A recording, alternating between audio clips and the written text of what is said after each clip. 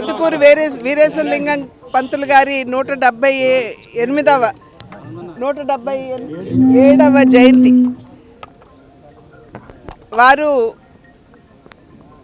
బహుముఖ ప్రజ్ఞాశాలి అనేటువంటి విషయం ముందు మనం అర్థం చేసుకోవాలి.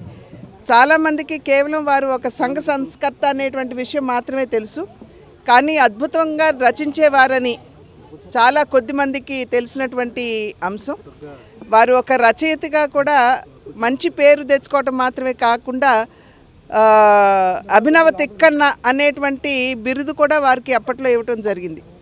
అయితే అప్పట్లో ఉన్నటువంటి సామాజిక పరిస్థితులు వారిని ప్రభావితం చేసినటువంటి సందర్భంలో మహిళల పట్ల సమాజంలో కొనసాగుతున్నటువంటి వివక్ష ఏదైతే ఉందో దాన్ని మాధ్యమంగా వారు ప్రభావితమైనటువంటి నేపథ్యంలో మహిళా సాధికారత మీద ప్రత్యేకమైనటువంటి దృష్టి కేంద్రీకరిస్తూ వారు బాల్య వివాహం కావచ్చు, అదేవిధంగా మహిళల యొక్క విద్యావకాశాలు కావచ్చు, వాటిని మెరుగుపరచాలి అని చెప్పి ఏదైతే మనం ఏ ప్రాంగణంలో నిలబడి ఉన్నామో ఇది మాత్రమే కాకుండా ధవళేశ్వరంలో కూడా వారు స్కూల్ని స్థాపించడం, దానికి తోడు బాల్య వివాహాలు దూరం చేయాలి అని చెప్పి వారు పోరాటం చేయడం, ఇవన్నీ కూడా మనకి తెలిసినటువంటి అంశాలే.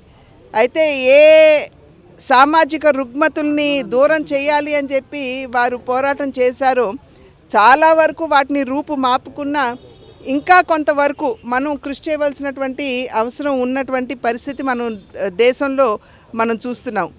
ఆ నేపథ్యంలో మహనీయులు అన్నది వారు చూపించినటువంటి మార్గాన్ని అనుసరించడం అనేది వారికి మనం ఇచ్చేటువంటి నిజమైన నివాళి అవుతుంది. కనుక ఏ అంశాల కోసం ఏ అంశాల మీద మరి వీరేశలింగం పంతులు గారు పోరాటం చేశారు, ఏ సమస్యల్ని దూరం చేయడానికి వారు తన జీవితాన్ని అంకితం చేశారు, వాటిని వారు చూపిన మార్గాన్ని అనుసరిస్తూ వాటి కోసం మనం కూడా సమాజంలో పోరాటం చేయవలసినటువంటి అవసరం ఉన్నది అని చెప్పి తెలియజేస్తూ అదే వారికి మనం ఇచ్చేటువంటి నిజమైన నివాళి అవుతుందని చెప్పి మీ మాధ్యమంగా ప్రజలందరికీ కూడా తెలియజేస్తున్నాం.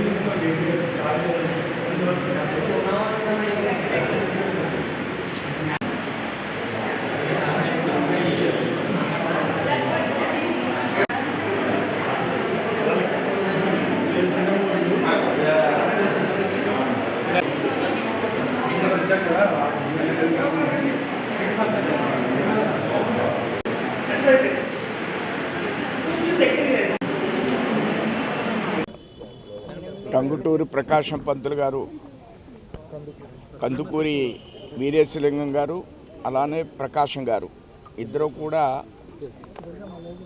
ఒంగోలు జిల్లా నుంచి వచ్చి ఈ ప్రాంతంలో వారు విద్యను అభ్యసించి ఆనాటి పరిస్థితులకు అనుగుణంగా అనేక సంస్కరణల కోసం వారు ప్రయత్నం చేయడం జరిగింది.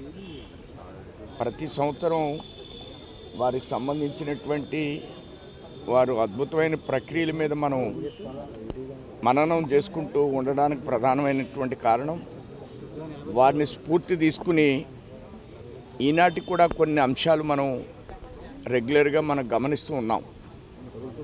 వాటిని సంస్కరించాలి. చాలామంది స్కూల్లో పిల్లల్ని స్కూల్లో పాఠాలు చెప్పేటువంటి టీచర్సే మానసికంగా వేధించే పరిస్థితిని మనం గమనిస్తున్నాం.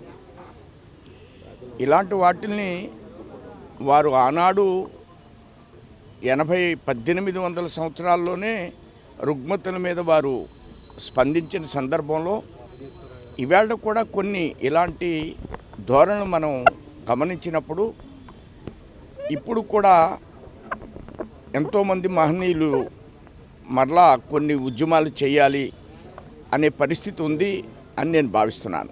ధన్యవాదాలు.